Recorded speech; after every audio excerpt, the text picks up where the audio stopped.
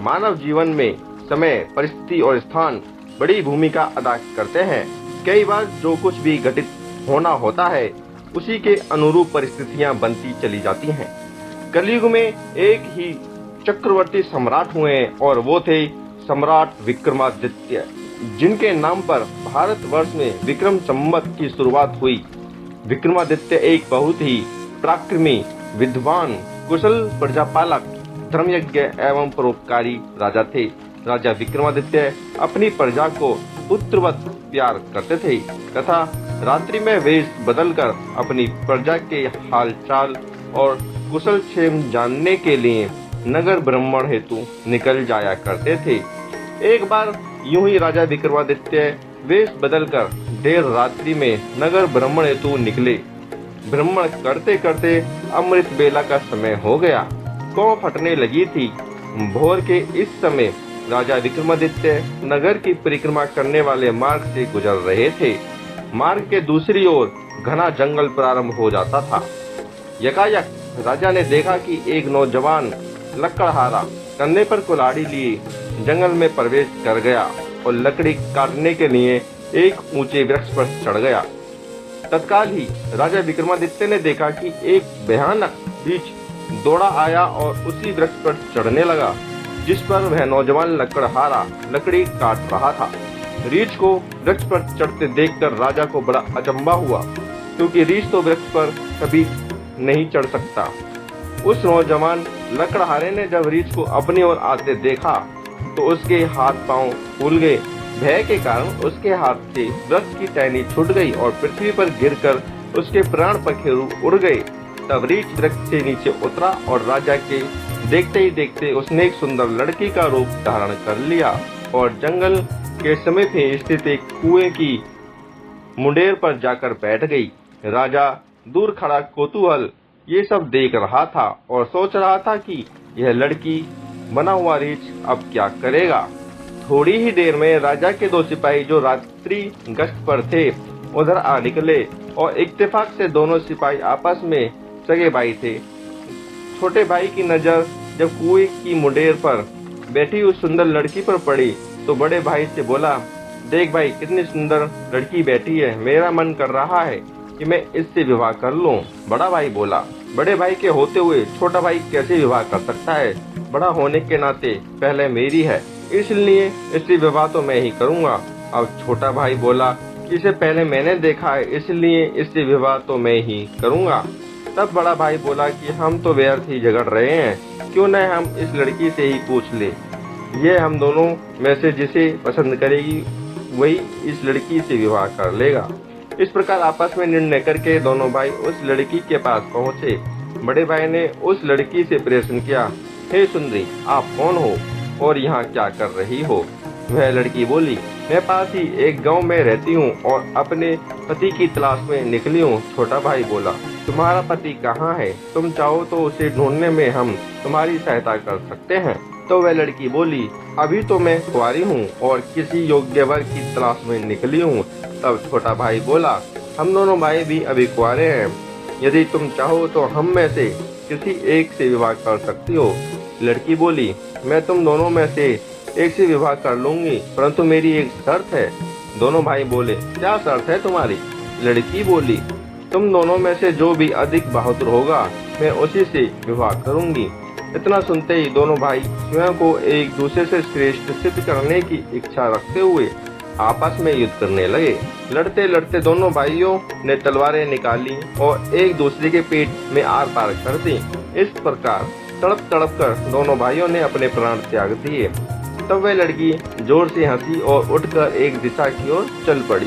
वह लड़की अब क्या करेगी, ऐसा सोचते हुए राजा विक्रमादित्य भी थोड़ी थोड़ी दूरी रखते हुए उस लड़की के पीछे पीछे चलने लगे। अब तक सूर्य भगवान भी पूर्ण रूप से उदय हो चुके थे, परंतु सम्राट विक्रमादित्य एक रीछ के वृक्ष पर चढ़ने और फिर एक सुंदर लड़की का रूप बदलने की विचित्र घटना अपनी आंखों से देखकर अपनी सुध-बुध खो बैठे थे। उन्हें अपनी भूख प्यास व राजपाट के विषय में कुछ भी ध्यान न रहा। ध्यान रहा तो केवल उस रहस्यमयी सुंदर लड़की के विषय में जानने की जिज्ञासा। अतः उस सुंदर लड़की का सावधानी पूर्वक दूरी बनाकर रीत पीछा करते करते लगभग 200 कदम आगे चलने के बाद राजा विक्रमादित्य ने विस्मय की सीमा न रही, क्योंकि राजा विक्रमादित्य के देखते ही देखते एकाएक वही सुंदर लड़की अब एक लड़की नहीं रही थी, अपितु एक जहरीले नाग का रूप धारण कर चुकी थी। वह जहरीला नाग अब बड़ी तेजी से आगे बढ़ने लगा। कुछ दूर आगे चलकर एक नदी बह रही थी। वह भयानक जहरीला नाग नदी किनारे पहुंचकर कुछ क्षण रुका और राजा के देखते देखते नदी में कूद गया। नदी के बीचों बीच एक नाव चल रही थी, जिसमें 20-25 लोग सवार थे। वह जहरीला नाग उस नाव की तरफ बढ़ने लगा। सम्राट विक्रमादित्य किनारे पे खड़े यह सब कुछ देख रहे थे।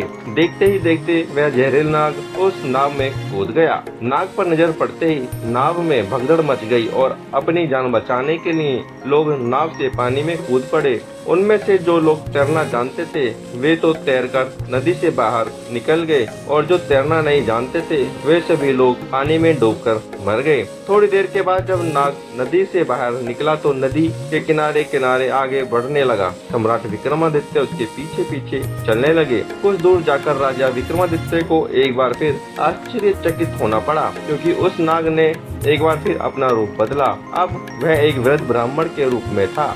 राजा विक्रमादित्य ने सोचा कि इस भले मतलब कि रहस्यमय प्राणी के विषय में जानकारी लेने का अब उचित अवसर है, क्योंकि इस समय वह भले एक वृद्ध ब्राह्मण के रूप में है। अब मैं इससे इसके बारे में सुगमता से पूछ सकता हूँ। यह सोचकर राजा विक्रमादित्य शीघ्रता से उस रहस्यमय ब्राह्मण की ओर बढ़ने लगे।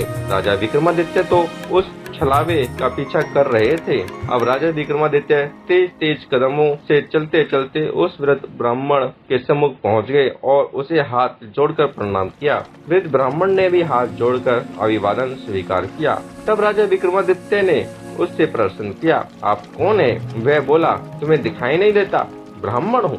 राजा बोला, आप असत्य बोल रहे हो, आप ब्राह्मण तो नहीं हो। वह बोला, तो फिर तुम ही बता दो मैं कौन हूँ। राजा बोला, तुम वो नहीं हो जो नजर आ रहे हो। वह बोला, मैं जो कुछ भी हूँ तुम्हें उससे क्या लेना देना, तुम अपने काम से काम रखो और अपना रास्ता नापो। राजा बोला, मैं सच्चाई जाने बिना आपका पीछा नहीं छोड़ूंगा, आपको सच्चाई बतानी ही पड़ेगी। वह बोला, मैंने तुम्हें बताया तो है कि मैं एक ब्राह्मण हूँ। राजा बोला, आप मुझसे झूठ नहीं बोल सकते, मैं आपका तब से पीछा कर रहा हूँ जब आप रीछ बने हुए थे। उस समय आपने उस नौजवान लकड़हारे को मारा, फिर आप एक सुंदर लड़की बने और उन दोनों सिपाही भाइयों को एक दूसरे के हाथों मरवा दिया। फिर आपने एक जहरीले नाग का रूप धारण करके नदी में छलांग लगा दी और नदी पार कर रही नाव में घुस गई और तुम्हारी दहशत के कारण नाव में सवार यात्रियों में भगदड़ मच गई। नाव पलट गई और आधे यात्री नदी में डूबकर मर गए। अब आपने वृद्ध ब्राह्मण का रूप धारण किया हुआ है। अब सीधे तरह से सच सच बता दो आप कौन हो। वह बोला, यदि मैं बताऊं तो। यह सुनकर राजा ने अपनी तलवार निकाल ली और बोले, तो फिर मरने के लिए तैयार हो जाओ।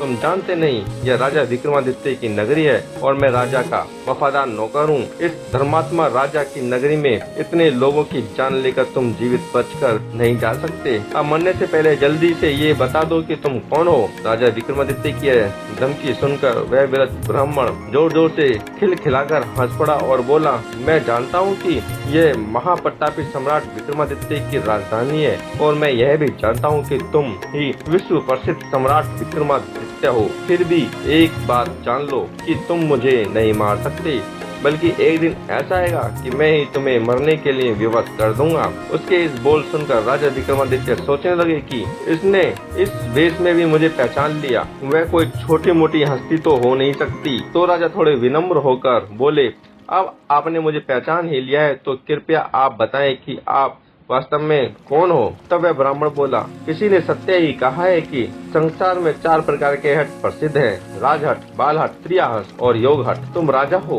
राजहट पर अड़े हो, बिना मेरी सच्चाई जाने तुम मानोगे नहीं, इसलिए मुझे बताना ही पड़ेगा कि मैं कौन हूँ। अतः राजन, अब ध्यान लगाकर सुनो कि मैं कौन हूँ और तुम्हारी राजधानी में क्यों आया हूँ। तब उस वृद्ध ब्राह्मण ने बताना शुरू किया, हे राजन, मैं तुम्हें बताता हूँ कि मैं कौन हूँ। जो भी मैं बताऊंगा एक एक शब्द ध्यान लगाकर सुनना। मेरा नाम काल है। तुम जानते हो कि इस संसार में जितने भी प्राणी जन्म लेते हैं उनकी मृत्यु निश्चित है। इसलिए इस भूमि को मृत्युलोक भी कहा जाता है। जब प्राणी माता के गर्भ में आता है तो उसके पूर्णांग बनने के बाद आत्मा उसमें प्रवेश करती है, अर्थात जब वह सजीव हो उठता है उसी समय उसकी मृत्यु का समय, स्थान और परिस्थिति अर्थात मृत्यु किस प्रकार से होगी यह भी विधाता की ओर से निश्चित कर दिया जाता है। राजन, तुम यह भी जानते हो कि दुनिया के हर प्राणी के जन्म मरण का लेखा जोखा चित्रगुप्त के पास है। जब भी किसी प्राणी की मृत्यु का समय आ जाता है तो वह धर्मराज को सूचित करते हैं। अब क्योंकि सभी प्राणियों की मृत्यु का विभाग भगवान शिव के पास है, अतः धर्मराज उस प्राणी को मृत्यु प्रदान करने की आज्ञा भगवान शिव से मांगते हैं। तब भगवान शिव आज्ञा दे देते हैं तो धर्मराज मुझे अर्थात काल को आज्ञा देते हैं। तब मैं मृत्युलोक अथवा पृथ्वी पर आता हूँ। मुझे ये पता होता है कि किस प्राणी की किस समय किस स्थान पर और किस परिस्थिति में मृत्यु होगी। मैं उस प्राणी को निश्चित समय पर उसी निश्चित स्थान पर लेकर जाता हूँ अथवा पहुँचा देता हूँ जहाँ पर उसकी मृत्यु लिखी हुई है अथवा निश्चित है, और जिस प्रकार से उसकी मृत्यु लिखी गई है मैं उस स्थान पे वैसी ही परिस्थितियाँ अथवा हालात बना देता हूँ। उस लकड़हारे को मैंने नहीं मारा। राजा विक्रमादित्य बोले, तुम फिर झूठ बोल रहे हो। मैंने सुनो अपनी आंखों से देखा है कि उस लकड़हारे की मृत्यु का कारण तुम ही थे।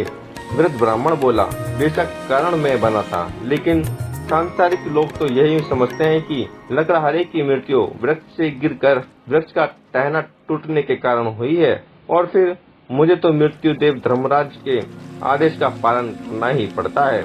उसकी मृत्यु वृक्ष पर से गिरने के कारण लिखी गई थी, इसलिए मैंने रीछ बनकर वैसी ही परिस्थितियाँ वे हालात पैदा कर दिए। नहीं तो जरा सोचो, यदि असली रीछ होता तो क्या कभी पेड़ पर चढ़ पाता? कदापि नहीं। परंतु वह तो मैं था और मेरे लिए तो कुछ भी असंभव नहीं है। अगर उन सिपाही भाइयों की बात करें तो उनको भी मैंने नहीं मारा। उनकी मृत्यु एक दूसरे के हाथों लिखी थी, अतः उनके लिए मुझे सुंदर लड़की बनना पड़ा। नाव में सवार कुछ लोगों की मृत्यु पानी में डूबने से लिखी थी, इसके लिए मुझे भयानक नाग का रूप धारण करना पड़ा। राजन, मुझे लगता है कि अब तो आप अच्छी तरह समझ गए होंगे कि मैं कौन हूँ और आपकी नगरी में क्यों आया था, और यह भी समझ गए होंगे कि समय, स्थान और परिस्थिति की सांसारिक प्राणी के जीवन में कितनी बड़ी भूमिका होती है। राजा विक्रमादित्य ने वृद्ध ब्राह्मण रूपी काल की बात बड़े ध्यान से सुनी और गंभीर हो गए। काल कहने लगा, हे राजन, अब मैं चलता हूँ। राजा विक्रमादित्य बोले, हे कालदेव, आपने मुझे बहुत अच्छी जानकारी दी है, जिसके लिए मैं आपका बहुत आभार व्यक्त करता हूँ। कृपया जाने से पहले मेरे एक और प्रश्न का उत्तर देते जाइए। कालदेव बोले, पूछो, क्या पूछना चाहते हो? शीघ्र पूछो, मेरे पास इतना वक्त नहीं है। राजा विक्रमादित्य बोले, कृपया करके मुझे ये बताइए कि मेरी मृत्यु कब, किस स्थान पर और किस प्रकार से होगी? कालदेव बोले, हे राजन, मैं यह तो बता सकता हूँ कि तुम्हारी मृत्यु कहाँ और किस प्रकार से होगी, परंतु यह नहीं बता सकता कि तुम्हारी मृत्यु कब होगी। राजा विक्रमादित्य बोले, हे कालदेव, मृत्यु का समय बताने में आपको क्या आपत्ति है? कालदेव बोले, हे राजन, यदि मैंने पहले ही आपको मृत्यु का समय बता दिया तो इसी क्षण से आप चिंताग्रस्त हो जाओगे, और आप तो जानते ही हो कि चिंता चिता समान होती है। अभी तो आपको अपने शासन काल में बहुत से सुख और जन कल्याण के कार्य करने हैं। राजा विक्रमादित्य बोले, चलो समय न सही, अब तो बता दो कि मेरी मृत्यु कहाँ और कैसे होगी। कालदेव बोले, सुनो राजन, तुम्हारी मृत्यु तुम्हारे ही महल में सीढ़ियों पर से पांव फिसलकर गिरने के कारण से होगी। इतनी बात सम्राट विक्रमादित्य को बताकर वृद्ध ब्राह्मण रूपी काल शीघ्र ही एक दिशा की ओर चल पड़े और कुछ दूर जाकर विलुप्त हो गए। इस वक्त तक सूर्य भगवान भी पूर्ण रूप से अस्त हो चुके थे। चारों तरफ अंधकार छा गया था। राजा विक्रमादित्य अब तक शारीरिक और मानसिक रूप से थक चुके थे, अतः मन में गहन सोच विचार लिए हुए तेज कदमों से अपने महल को प्रस्थान कर गए, और आगे चलकर सचमुच में ऐसा ही हुआ। राजा विक्रमादित्य की मृत्यु अपने महल की सीढ़ियों से फिसलकर गिरने से हुई थी, और इस कथन की पुष्टि इतिहासकारों ने भी की है। इन्फॉर्मेशन अच्छी लगी तो वीडियो को करें लाइक, चैनल को करें सब्सक्राइब। Thanks for watching. जय हिंद।